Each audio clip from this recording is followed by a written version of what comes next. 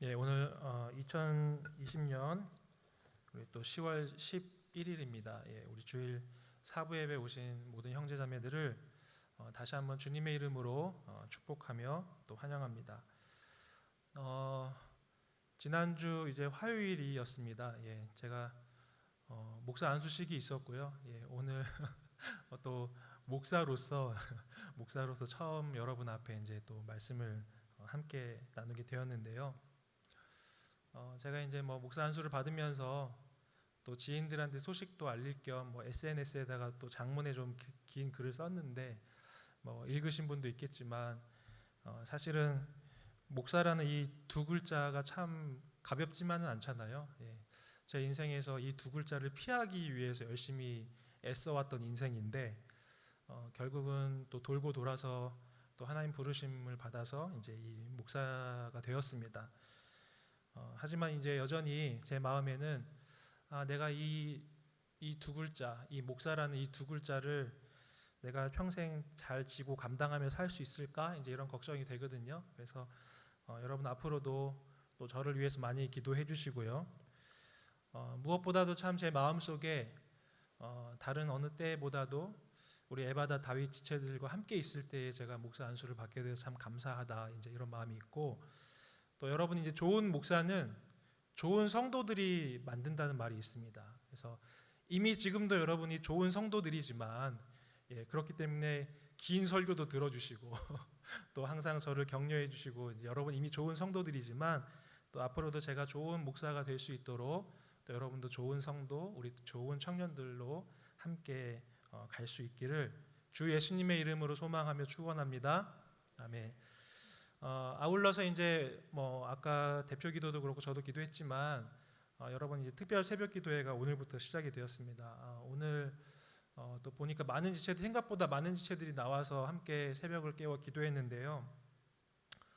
우리 새벽부터 나온 우리 하민이나 창민이 피곤하지 않아요? 설교 시간에 잠깐 졸아도 제가 이해할게요. 예. 여러분 이제 다른 어느 때보다도 우리 개인과 또 나라와 또 특별히 우리 에바다 다윗 공동체를 위해서 참 많은 기도가 필요한 때인 것 같은데요. 여러분들이 특세에 나오셔도 좋고 또 나오지 못하더라도 여러분 이번 한 주 정말 특별 또 기도 주간으로 좀 삼으셔서 함께 우리가 기도하는 그 자리를 세워갔으면 좋겠다, 이제 이런 마음이 들고요. 그리고 사실 이제 특세를 보면서 우리가 매일 날마다 이제 특세에 나오면 좋겠지만 또 저마다 여러 상황들이 있고 또 집이 멀어서 못 나오는 지체들도 많이 있는 것 같아요. 그래서 제가 생각하기에는 일주일 매일은 못 나오더라도 하루만이라도 우리가 좀 날짜를 정해서 우리 에바다 다윗 지체들이 함께 그날은 참석해서 특세도 드리고 또 이제 우리 에바다 다윗 함께 모여서 또 공동체를 위해서도 좀 기도하고 또 시간이 되는 지체들은 아침에 국밥도 한 그릇 먹으러 갔으면 좋겠다, 이런 생각이 드는데요. 이번 주 이제 돌아오는 주 토요일 날만큼은 여러분 좀 가능하면 우리 모든 지체들이 우리 본당에 모여서 함께 또 기도하고 또 공동체를 위해서 함께 마음 모으는 그런 날이 되었으면 좋겠습니다. 예. 어떻게 오실 건가요? 예. 우리 함께 같이 기도하는 이번 한 주가 되기를 주님 예수님의 이름으로 축원합니다. 아멘. 예, 여러분 이제 드디어 아브라함 이야기를 우리가 쭉 계속 살펴보고 있는데요. 오늘 이제 아브라함 그 스토리에 어떻게 보면 절정에 해당하는 그런 이야기입니다. 제가 이제 설교 순서를 쭉 보다 보니까 앞으로 오늘 본문을 하고 나서 한 번 내지는 두 번 정도를 더 이제 아브라함 이야기를 같이 나눌 것 같은데요. 특별히 이제 오늘 창세기 22장의 말씀은 여러분이 지금까지 신앙생활하면서 또 여러 자리에서 또 이 말씀을 들었을 거라고 생각합니다. 하지만 또 우리가 말씀을 나눠왔던 또 그 흐름 속에서 또 이 말씀을 또 잘 우리가 귀 기울여서 들어보았으면 좋겠고요. 또 하나님의 말씀은 언제나 우리에게 새롭기 때문에 오늘 우리에게 도전하시고 우리에게 새롭게 깨닫게 하시는 그 하나님의 말씀을 오늘 이 본문을 통해서 함께 같이 나누었으면 좋겠습니다. 자, 오늘 이제 같이 우리가 살펴본 또 읽어본 이 본문은 너무나 귀한 아들이죠. 이삭을 하나님께서 이제 바쳐라, 번제로 바쳐라 한 그 내용입니다. 자, 지난주에 우리는 이제 아비멜렉의 그 이야기를 살펴보면서 하나님께서 이 아비멜렉이라고 하는 이방 사람의 입을 통해 네가 무슨 일을 하든지 여호와 하나님께서 너와 함께 하신다. 이제 그 어떤 격려와 위로를 해주신 장면들을 살펴보았고요. 그래서 아브라함 삶에 참 힘들고 또 어려운 순간들이 있었지만 그가 믿음으로 하나님 앞에 선택하고 또 순종하며 나아갈 때 오히려 그 아비멜렉이라는 한 사람의 이름을 통하여 또 그의 입술을 통하여 또 아브라함의 믿음을 칭찬해 주시고 또 그와 함께 해 주시겠다고 약속했던 그 장면을 우리가 지난주에 살펴보았습니다. 자, 오늘은 이제 22장 1절을 보시면 오늘 본문은 이제 그 일 후에라고 하면서 이야기가 이제 새롭게 시작이 되고 있죠. 우리가 이제 본문을 또 익숙하게 아니까 여러분들도 잘 아실 거라고 생각합니다. 지난번에 일이 있었던 그때로부터 대략 약 한 10년에서 또 12, 13년 정도. 왜냐하면 오늘 이제 이 본문을 보니까 아브라함이 하나님께서 말씀하신 그 모리아 산으로 가면서요, 자기 아들 이삭에게 번제할 그 나무 짐을 지게 하거든요. 그렇기 때문에 이삭이 어느 정도 큰 이후, 뭐 예를 들어서 한 15살 전후로 많은 사람들이 추측을 하는데요. 그렇기 때문에 이제 지난번에 우리가 말씀을 나눴던 그때로부터 약 한 10년 정도가 지난 이후에 이제 이 일이 시작되고 있는 것이죠. 자, 그런데 한 10년 정도 동안 또 아브라함 가정에 이렇게 뜸하게 말씀하셨던 하나님께서 어느 날 갑자기 아브라함에게 이제 나타나셔서 말씀하셨는데요. 그 말씀이 무엇이었습니까? 오늘 본문 1절을 보니까 하나님께서 이렇게 말씀하시죠. 네 아들, 네 사랑하는 독자 이삭을 데리고 가서 내가 너한테 알려준 그 산 거기에서 이제 번제를 드려라. 이렇게 하나님께서 이제 말씀하시는 것이죠. 여러분 이제 이 말씀을 하나님의 이 말씀을 들은 아브라함의 마음이 어땠을까? 물론 당연히 매우 충격적이고 또 매우 이해하기 힘든 하나님의 말씀이었을 것입니다. 하나님께서 귀하게 해주신 아들, 25년이라고 하는 그 시간을 기다려서 얻은 그 아들이었는데 어느 날 갑자기 이 아들이 어느 정도 커서 성장해서 이제 어른이 되어가는 그 무렵에 갑자기 그 아들을 바치라고 하는 그 하나님의 그 뜻과 마음이 과연 무엇일까? 이제는 내가 아들도 얻었고 또 지난번 말씀을 통해서 이 지역에서 살아갈 수 있는 이제 귀한 그 우물들, 땅에 대한 어떤 약속들도 내가 얻어가기 때문에 이제는 내 인생에서 더 이상 여한이 없다고 생각되는 그 순간에 갑자기 나의 모든 인생을 송두리째 바꾸어 버릴 그 명령, 아들을 바치라고 말씀하시니 과연 하나님의 마음은 무엇일까? 그런 생각이 아마 아브라함에게 들었을 것 같습니다. 특별히 여러분 이제 오늘 이 본문을 보시면서 하나님이 이삭을 바치라고 말하는 그 방식을 한번 생각해 보았으면 좋겠어요. 오늘 하나님은 이삭을 어떻게 바치라고 말씀하십니까? 내가 너한테 일러준 그 산으로 가서 번제를 드리라는 거였어요. 여러분 지지난주에 우리가 이스마엘을 떠나보내야 될 때 그 상황만 생각해도 아브라함은 너무나 마음에 큰 근심이 찾아왔습니다. 아무리 그가 정실 부인으로부터 태어난 아들이 아니라고 할지라도 내 사랑하는 아들이기 때문에 그를 광야로 내보내기가 너무나 힘들고 또 그 마음의 미안함과 연민이 찾아왔는데요. 그런데 지금 하나님께서는 이 이삭을 단지 광야로 내보내거나 집 밖으로 내보내라고 말씀하시는 것이 아니라 네가 이삭의 생명을 취해라. 근데 어떤 방식이냐면 그를 번제로 드려라. 즉 아브라함 손으로 직접 이삭의 목숨을 해하고 또 그의 아들의 각을 떠야 하고 또 번제라는 것은 불로 태워서 하나님께 바치는 것이에요. 그러니까 정말 눈에 넣어도 아깝지 않을 그 아들을 네가 죽여서 불에 태워서 나한테 바치라고 말씀하시니 과연 하나님은 왜 나한테 이런 말씀을 하시는 것일까? 특별히 우리가 성경을 통해서 우리가 쭉 살펴보면 아브라함이 살았던 이 가나안 땅의 종교들은 인신 제사를 드리는 풍습이 이제 있었습니다. 특별히 레위기라든지 열왕기서를 보면요, 이스라엘이 섬겼던 그런 어떤 이방신 우상들이 등장하는데요.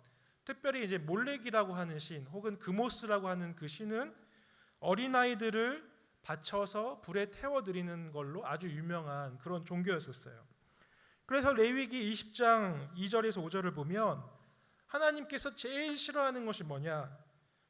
이방 우상을 섬기는 것과 함께 너희들이 몰렉에게 자식을 주는 자는 돌로 쳐 죽여라. 돌로 쳐 죽여라. 자식을 주는 자는 돌로 쳐 죽여라. 이렇게 이제 말씀하시거든요. 그런데 왜 하나님께서는 그분이 제일 싫어하시는 그런 어떤 인신 제사의 방법으로 아브라함에게 말씀하시는 것일까? 우리는 이 본문을 보면서 그런 질문을 이제 가지게 된다는 것이죠. 아마도 아브라함은 이 가나안 종교의 풍습을 잘 알고 있었을 것입니다.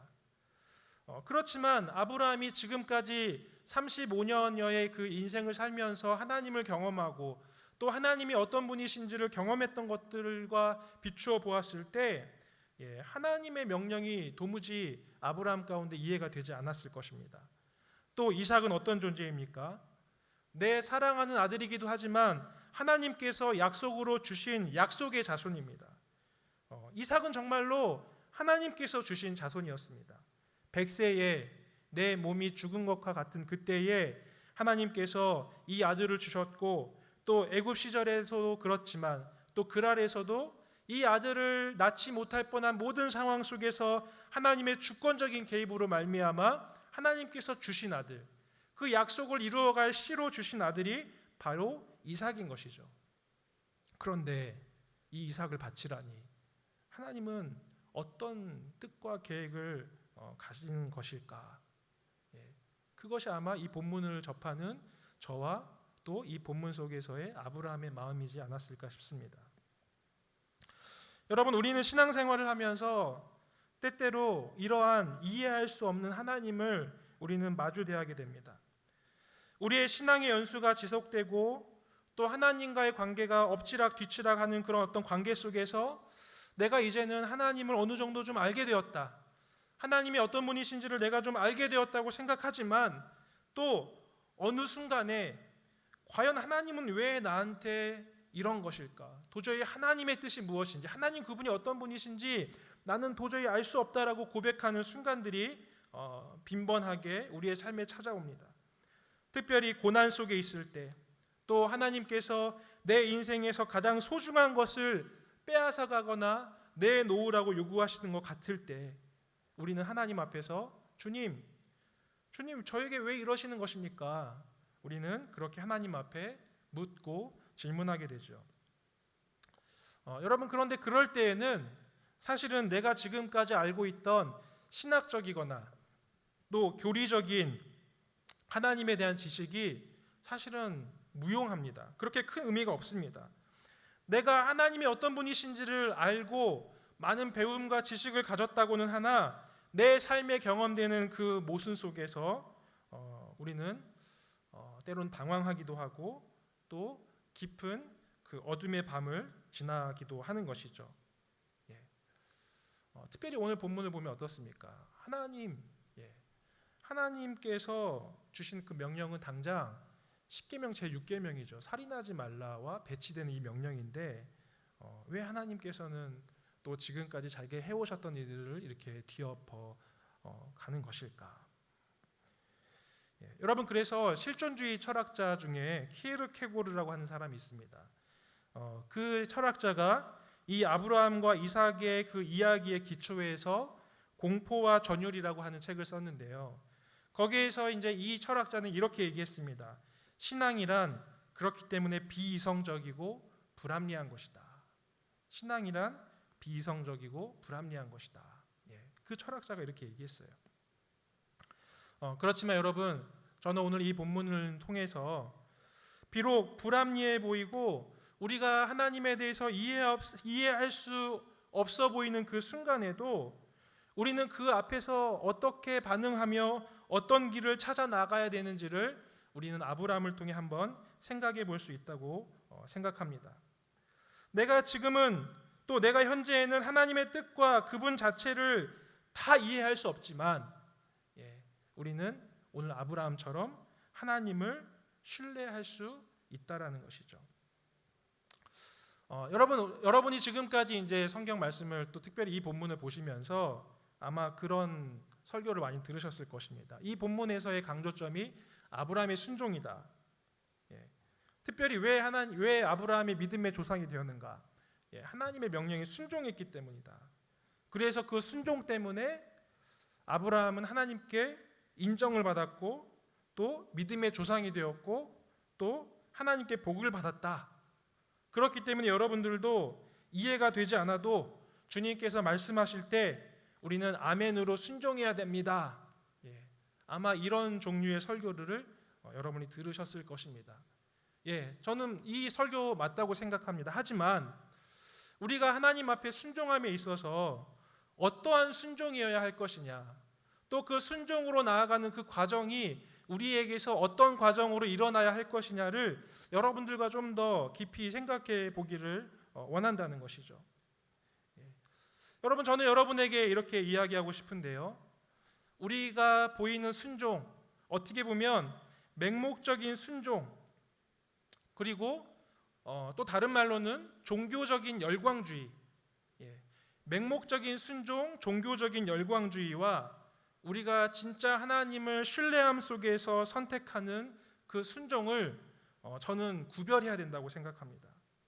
자, 왜 그러냐면 이 두 가지는요, 겉으로 보기에는 비슷해 보일 수 있지만 맹목적인 순종과 하나님을 진정으로 신뢰함 속에서 하는 순종은 그 밑에 깔린 어떤 그 의식과 이 순종이 작동하는 메커니즘이 너무나 다른 것이라고 저는 생각되기 때문입니다.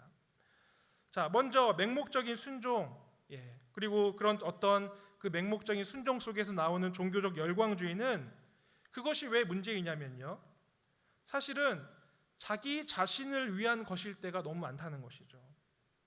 즉 쉽게 말하면 내가 이해가 되지 않지만 하나님께서 그렇게 명령하셨기 때문에 내가 그것을 순종한다.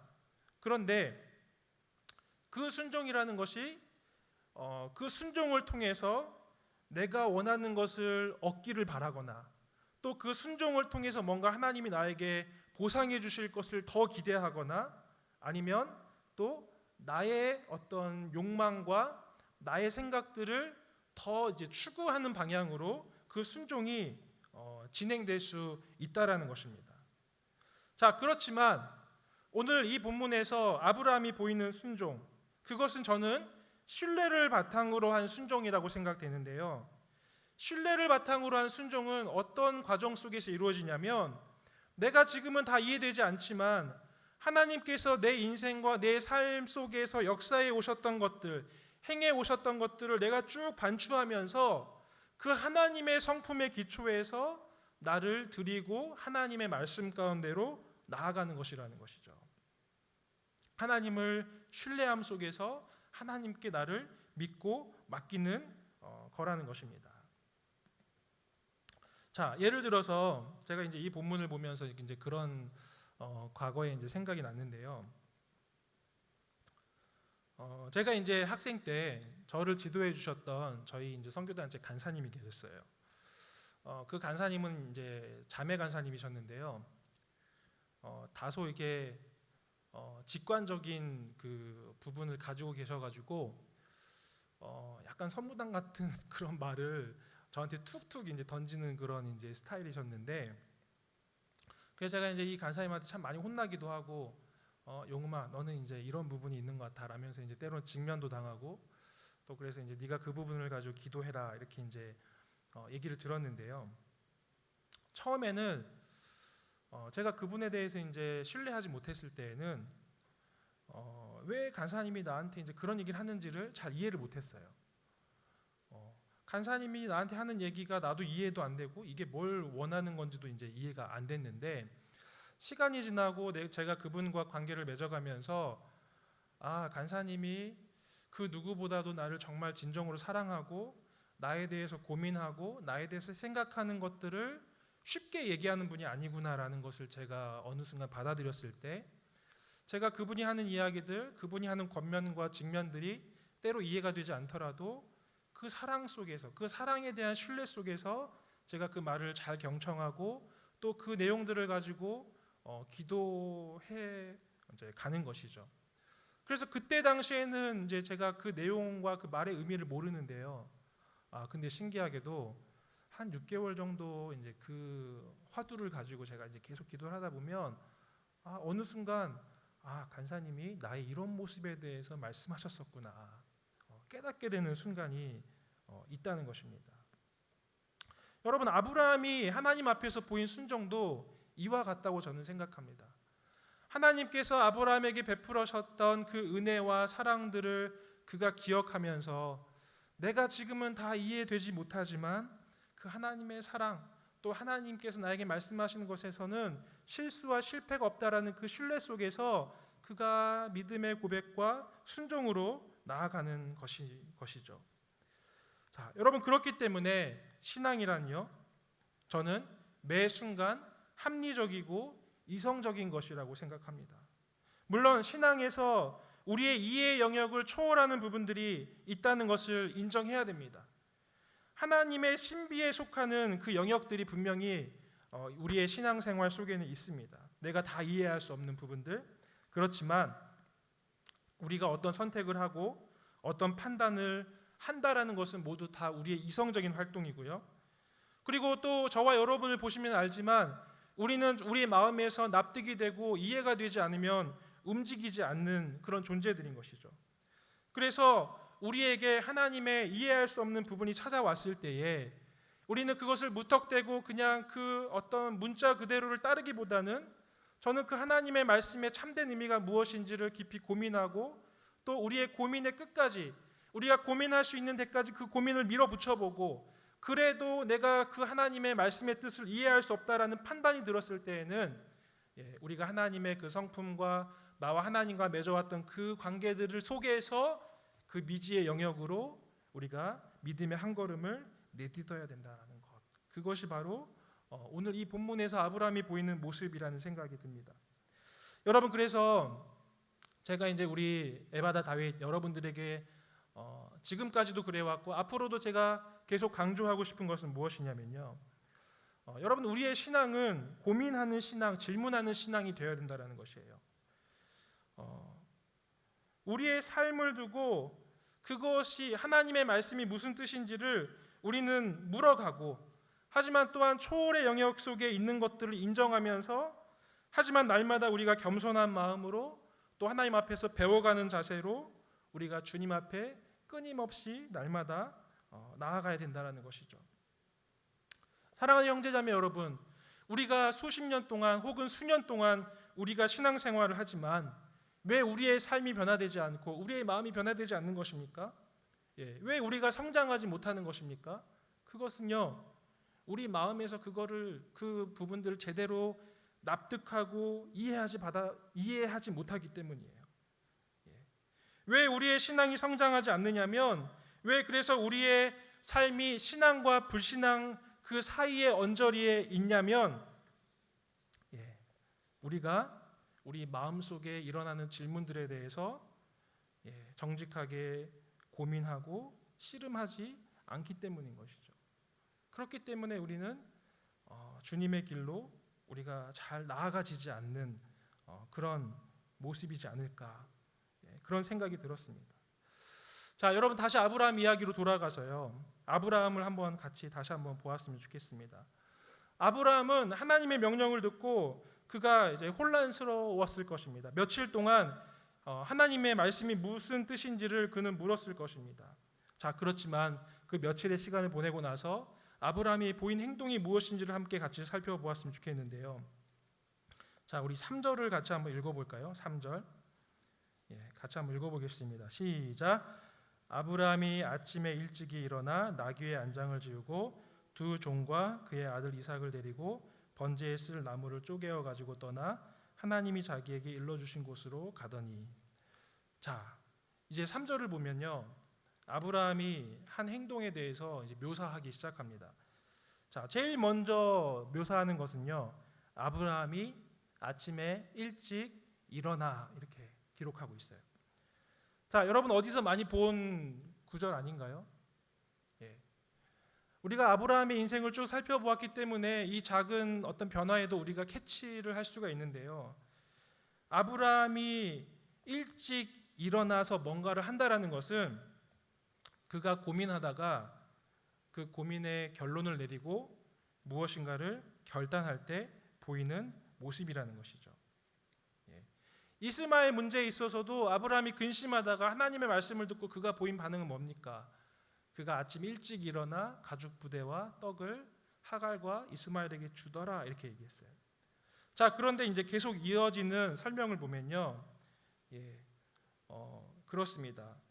오늘 성경 기자는 아브라함의 행동을 아주 담담하게 묘사하고 있어요.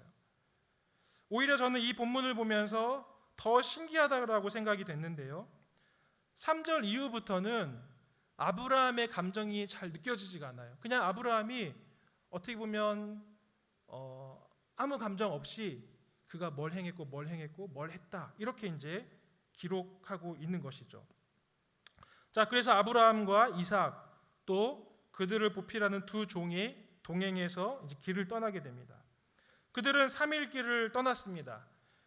브엘세바에서 모리아산까지 대략 한 약 80km 정도 나귀의 짐을 싣고 3일 길을 그들이 이제 쭉 이동을 하는 것이죠. 과연 이 3일 길을 가면서 아브라함은 무슨 생각을 했을까? 또 아브라함과 이삭은 무슨 대화를 나누었을까? 저는 그것이 궁금했지만 성경 기자는 그것을 기록하지 않습니다. 침묵하고 있습니다. 자, 그런데 이윽고 모리아 산에 도착한 이제 아브라함은요, 두 종들을 놔두고 나서 이삭과 남은 이제 그 산길을 오르는 것이죠.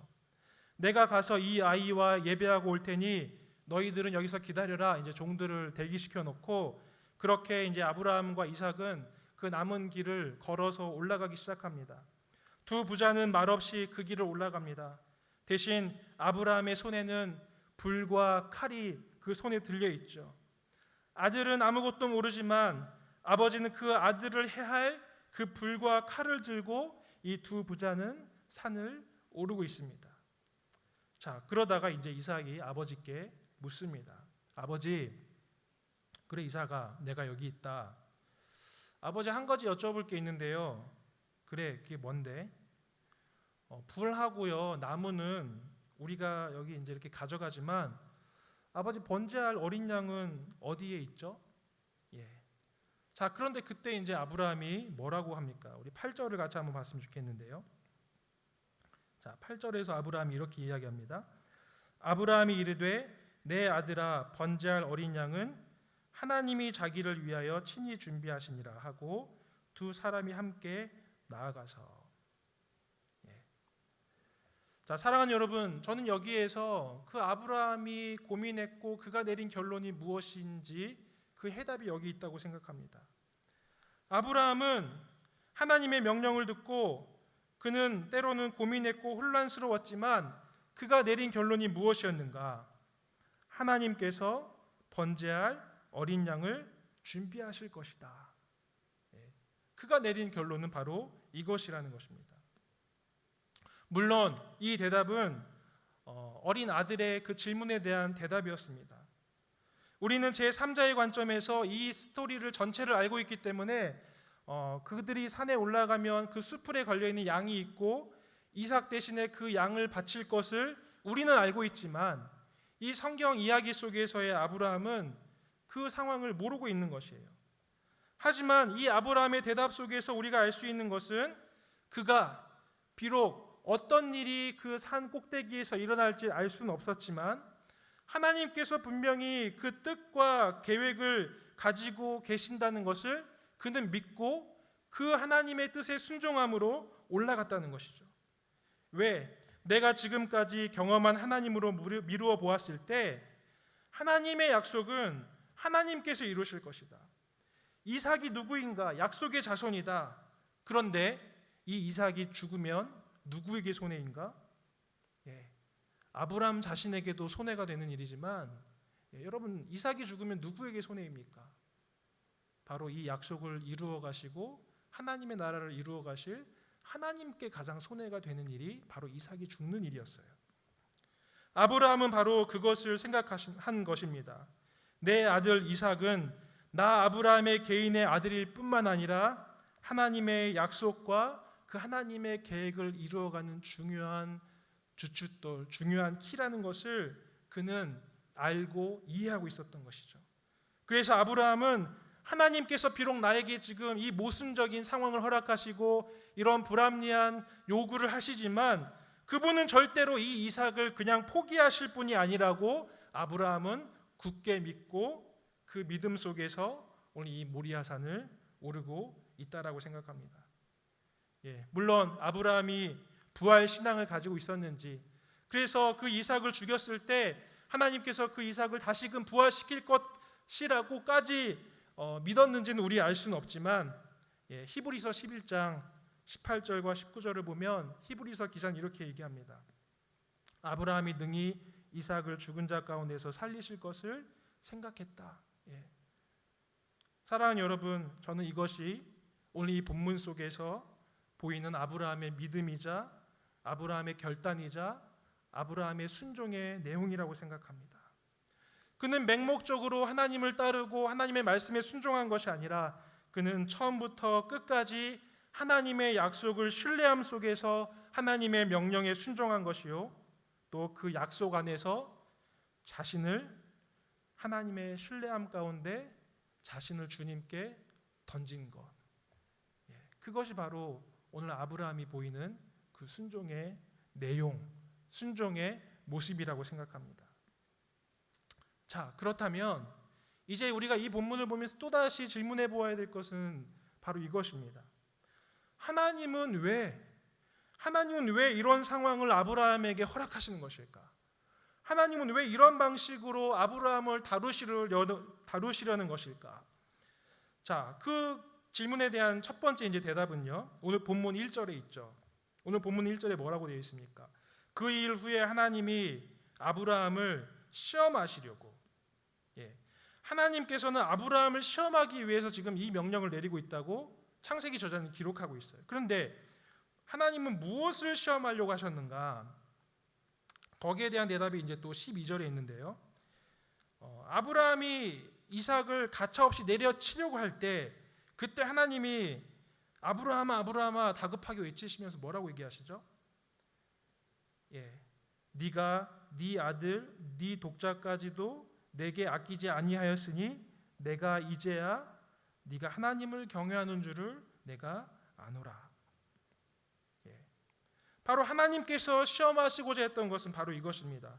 아브라함이 하나님을 진정으로 경외하는가?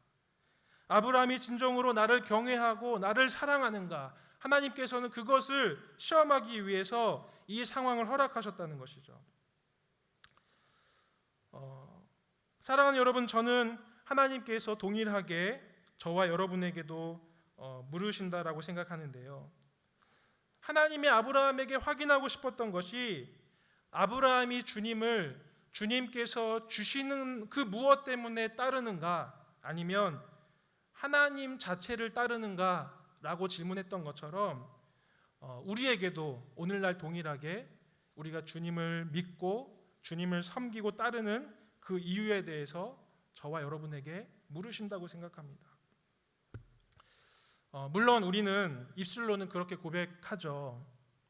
주님, 우리는 주님이 주시는 것이 아니라 주님 자체를 우리는 사랑합니다. 그렇지만 여러분, 우리의 실제 모습을 한번 돌아보십시오. 사실 우리가 왜 우리의 삶에서 때론 낙심에 빠지고 또 어떤 힘겨움 속에 우리가 놓이게 됩니까? 그것은 내가 바라는 것이 이루어지지 않기 때문이죠. 때로 우리가 바라는 그 소원이 매우 거룩해 보이고 하나님의 영광을 위한 것처럼 보일 때도 있지만 그 무엇이 하나님보다 더 귀하게 여기고 우리가 그것을 더 소중한 것으로 여긴다면 그 어떤 것이든 하나님 앞에서는 우상이 된다라는 것을 오늘 이 본문은 저와 여러분에게 말하고 있다고 생각합니다. 사랑하는 여러분, 하나님은요 우상을 싫어하시는 분이세요. 하나님께서는 10계명 제1계명에서 너희는 나 외에 다른 신을 섬기지 말라라고 말씀하시고요. 그 다음에 이제 2계명으로 뭘 말씀하시냐면 너희가 나 외에 다른 상을 만들지 말라 얘기하거든요. 그러니까 그 이유는 뭐냐면 하나님에 대한 상을 만들었을 때 우리 인간은 너무 눈에 보이는 것을 쫓아가기 쉬운 존재이기 때문에 하나님보다도 그 하나님을 형상하는 그것을 우리가 섬기고 우리가 따르기 쉬운 존재이므로 하나님은 그것도 싫다라는 거예요. 그래서 너희는 나를 위해 어떤 것을 새기지 말아라. 사실 오늘 이 본문을 보면 그렇습니다. 하나님께서 아브라함에게 이러한 명령을 하시는 이유는 하나님께서 아브라함 마음 가운데 일어나는 그 변화를 감지하신 것이죠.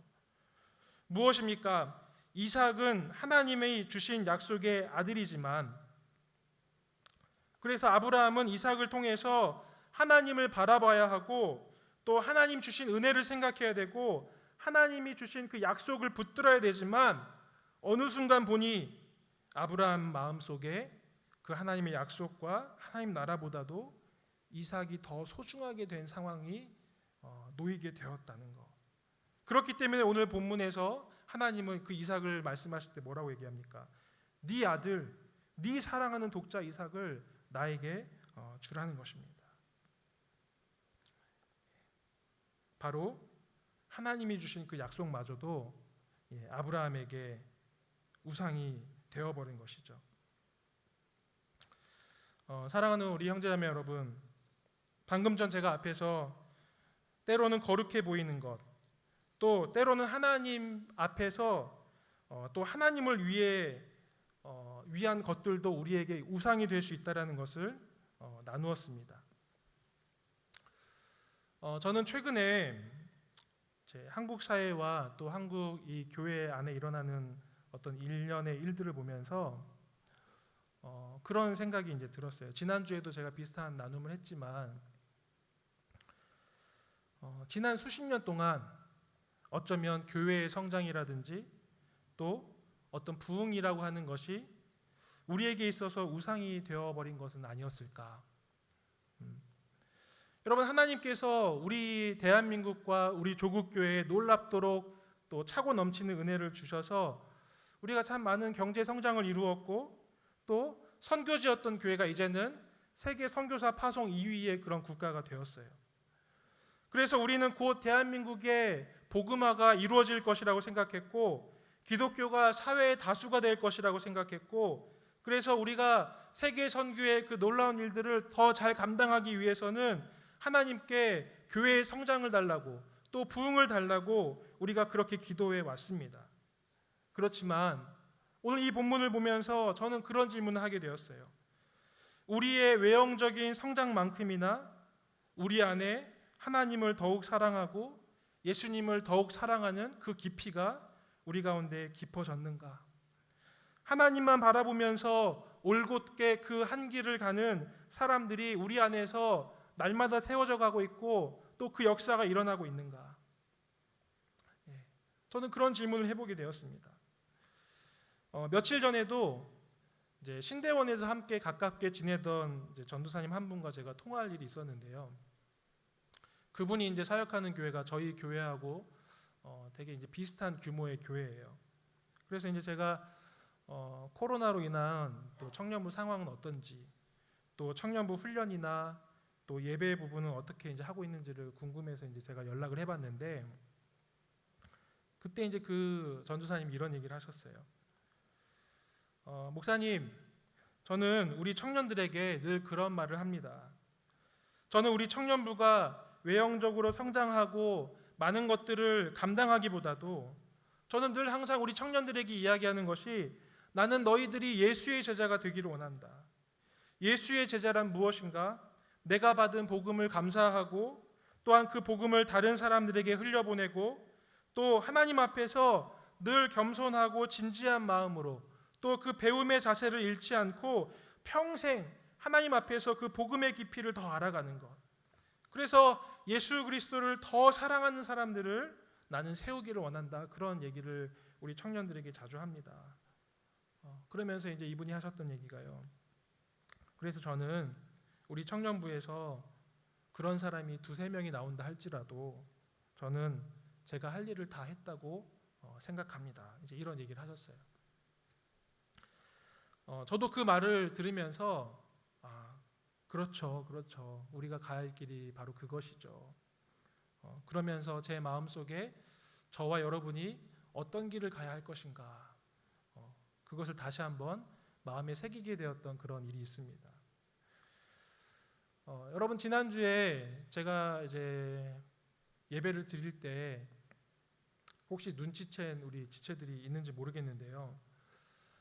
우리 이제 설교 전에 또 예배 전에 우리 찬양을 하는데 제가 갑자기 이제 마음에 감정이 이렇게 터져서 찬양할 때도 울고 또 임예송 할 때는 조금 제가 진정했지만 또 봉헌기도 할 때도 또 울기도 하고 그랬던 일이 있었어요.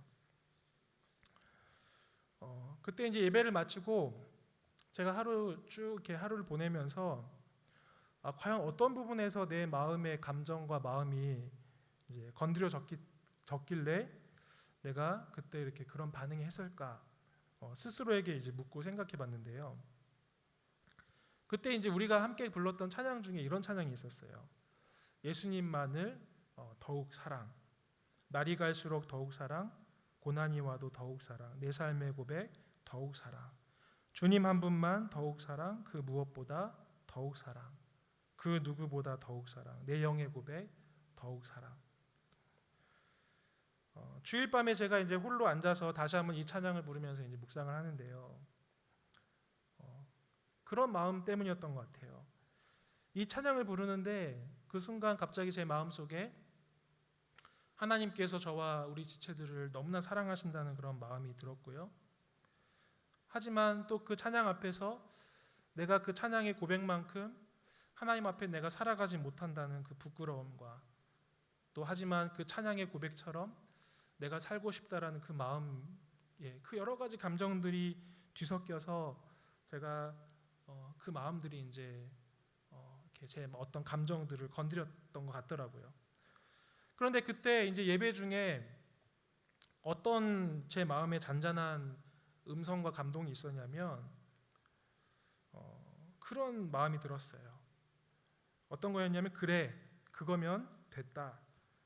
나는 너의 고백을 기쁘게 받는다. 너는 너의 그 고백과 마음이 불완전한 것이라고 생각했지만 나는 그 불완전한 고백마저도 너무 반갑고 기쁘다. 나는 그 고백을 너무나 듣고 싶었다. 그래서 내가 너의 그 불완전한 고백을 이제는 완전한 고백으로 바꾸어 주겠다. 내가 너희와 함께 할 것이다. 내가 지금도 너희와 함께 하고 있다. 그런 마음이 이제 그때 그 순간 제 마음속에 많이 있었던 것 같아요.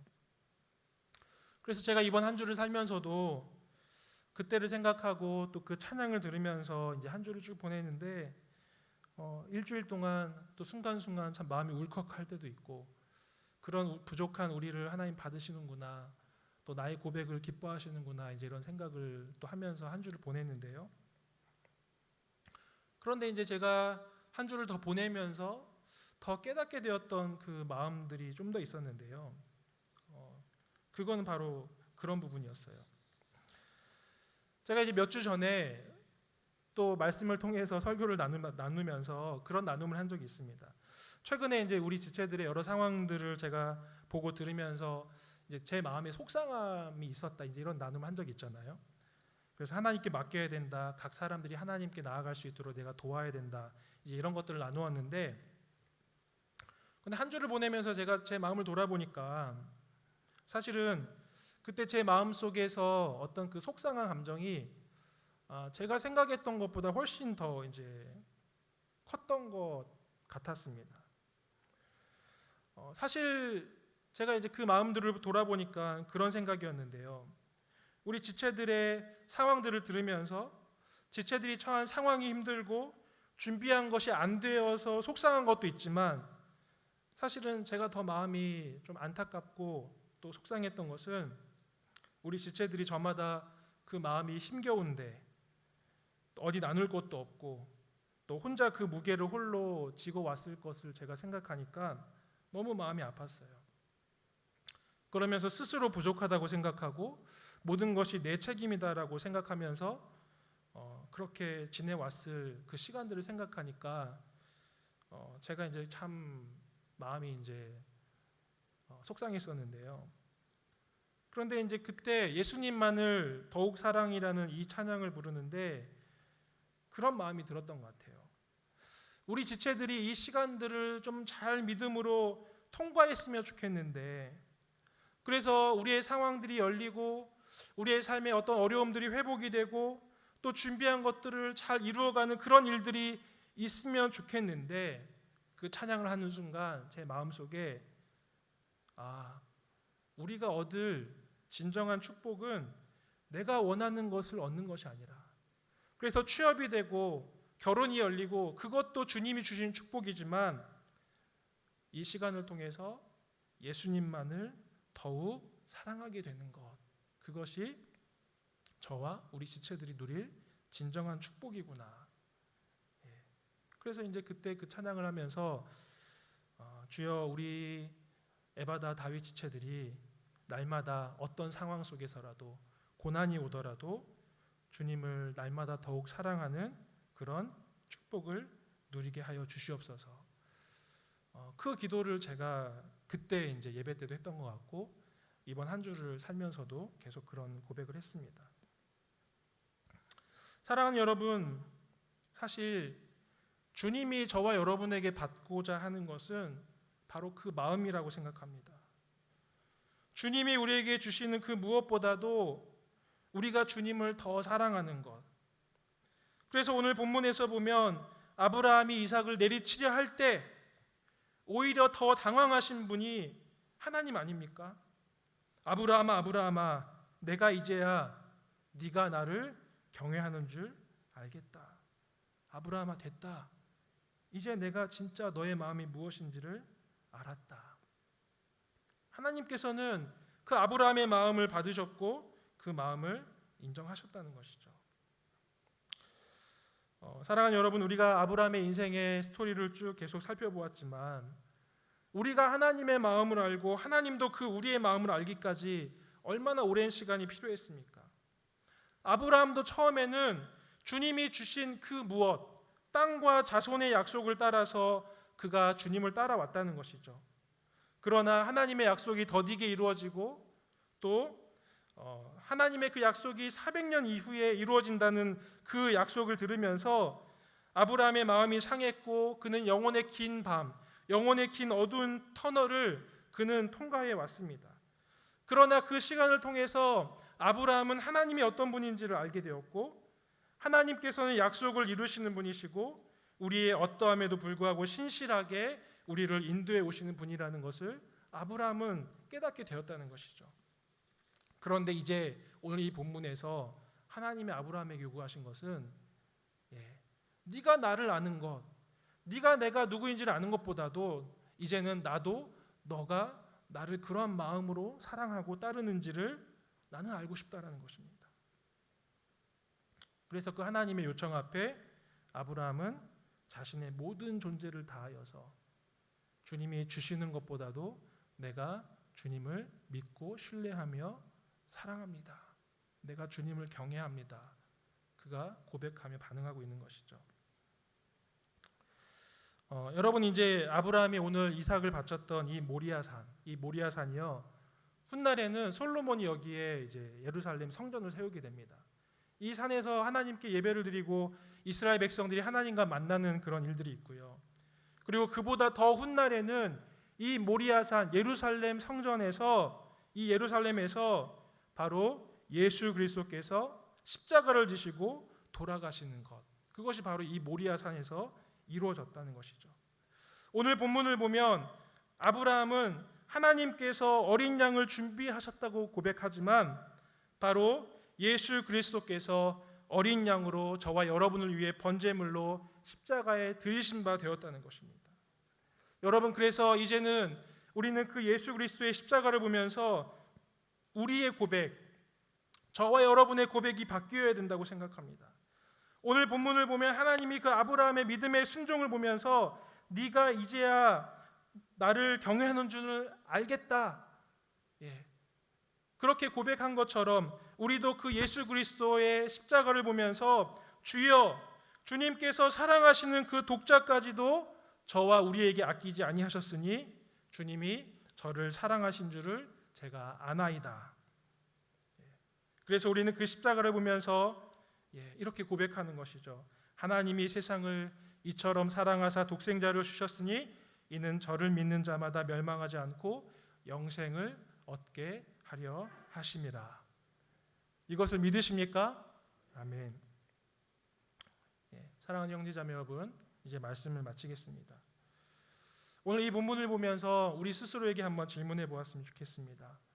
우리 각자에게 있어서 이삭은 무엇인가? 때로는 거룩해 보이고 또 때로는 그것이 하나님의 뜻인 것처럼 보이더라도 하나님보다 우리가 더 소중하게 여기는 나의 이삭은 무엇인가? 그리고 내가 주님을 정말로 사랑하는가? 아니면 주님이 나에게 주실 것들을 보며 사랑하는가? 그래서 우리의 믿음의 반응을 통해 하나님이 감동하시고 또 우리의 믿음을 칭찬하시고 또 우리가 진정으로 누려야 될 그 축복, 바로 하나님과 예수 그리스도를 얻는 저와 여러분이 되기를 주 예수님의 이름으로 축복하고 소망합니다. 아멘.